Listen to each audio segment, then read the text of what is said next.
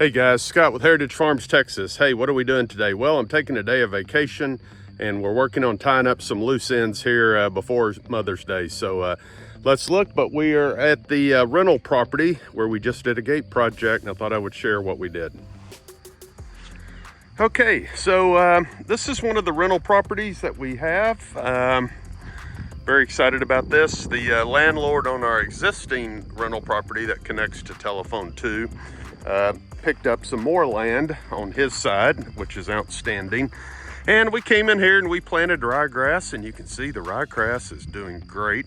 But at the same time, there wasn't really a good entrance gate. Up here, they had a little temporary wire gate that was really hard to maneuver and just a hassle. But the other challenge is, you can see this is a dead-end county road, and not a lot of spaces to turn around and things like that. But if you get a cattle trailer, you need the ability to swing a 40-foot cattle trailer in. We came in, we set up a temporary pen. This land won't hold a lot of cattle, but it's a great place to park some heifers, maybe a couple of steers. It's got some value. Fences are, but luckily my cattle are pretty gentle and will stay in for the most part.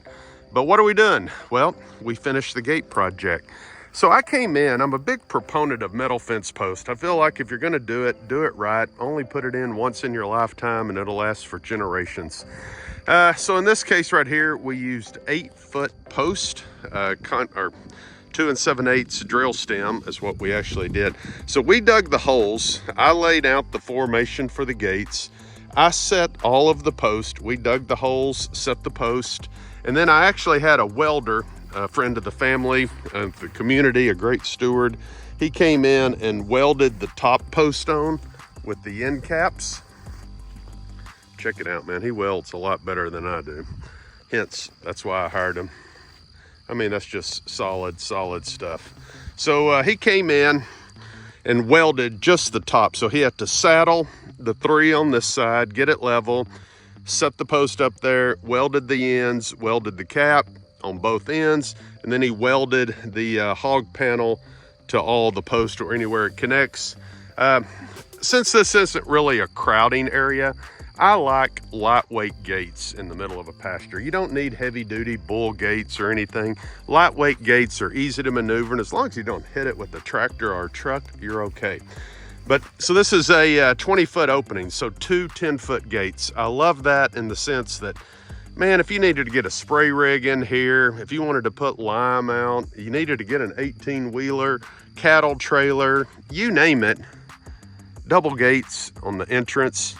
A lot to be said for that. I know some people don't like it because they have to fight with keeping the 2 gates if the wind's blowing, but there's other ways around that. I may come back and put a dead leg on one of them so it will stay in place, and then you can only open 1 gate, but to be determined. But for right now, I'm pretty happy with this. Hopefully the landlord will be happy with it. So we came back.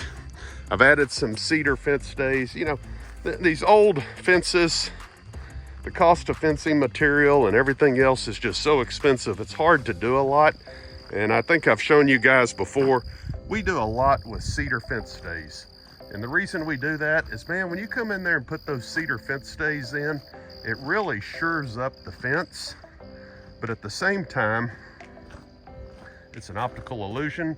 Cattle are gonna push, and if they feel like they can walk through the fence, they're gonna walk through it. But if they feel like it's somewhat secure, they're gonna move on. So what we did was we came in, put a few posts in, just shored things up.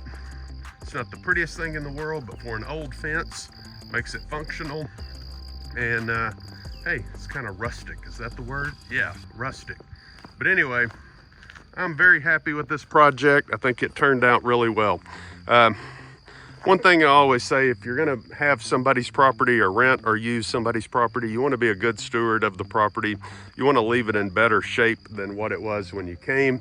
And hopefully that's the case here. So, all right, guys, let me know what you think about this. What, you know, any advice for renting land or what you guys do in that regard? I'm just blessed and honored to have a guy that works with me and really love his family and everything that they've done for us over the years. So anyway, as always, glory be to God. Have a good week.